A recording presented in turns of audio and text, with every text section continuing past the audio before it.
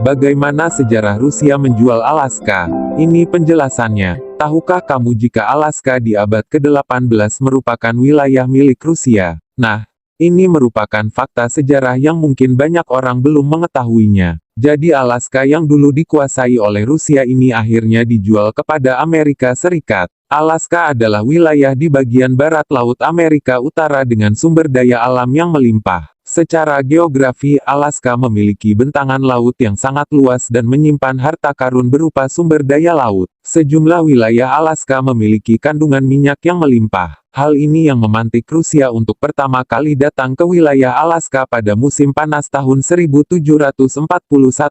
Melalui ekspedisi sebelumnya yang dimulai 1 abad sebelumnya, penjelajah Rusia menyeberangi Siberia menuju Pasifik Utara untuk datang ke Alaska. Tepatnya, saat Peter Agung menugaskan Vitus Bering berlayar ke timur pada tahun 1725, di awal 1870-an di Alaska juga ditemukan kandungan emas. Pada akhirnya, penguasaan Rusia di Alaska direpresentasikan oleh perusahaan Rusia Amerika sebagai legalitas dari Kekaisaran Rusia di Amerika Utara. Perusahaan yang didirikan tahun 1779 ini melakukan konsolidasi dari perusahaan besar perdagangan bulu Rusia yang beroperasi di wilayah perairan Pasifik Utara. Akan tetapi, perusahaan Rusia Amerika mengalami kebangkrutan yang disebabkan oleh beberapa faktor. Rusia menjual Alaska ke Amerika Serikat. Dalam penelitian berjudul Kebijakan Luar Negeri Alexander II dalam mendorong terjadinya penjualan Alaska kepada Amerika Serikat pada Maret tahun 1867,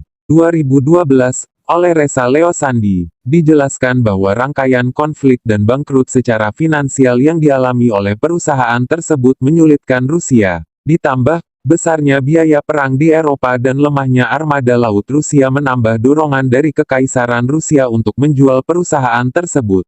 Pada masa itu, perusahaan Rusia Amerika ini sudah tidak menguntungkan dan cenderung membuat rugi Rusia. Sehingga ada beberapa pertimbangan mengapa Rusia menjual Alaska ke Amerika Serikat.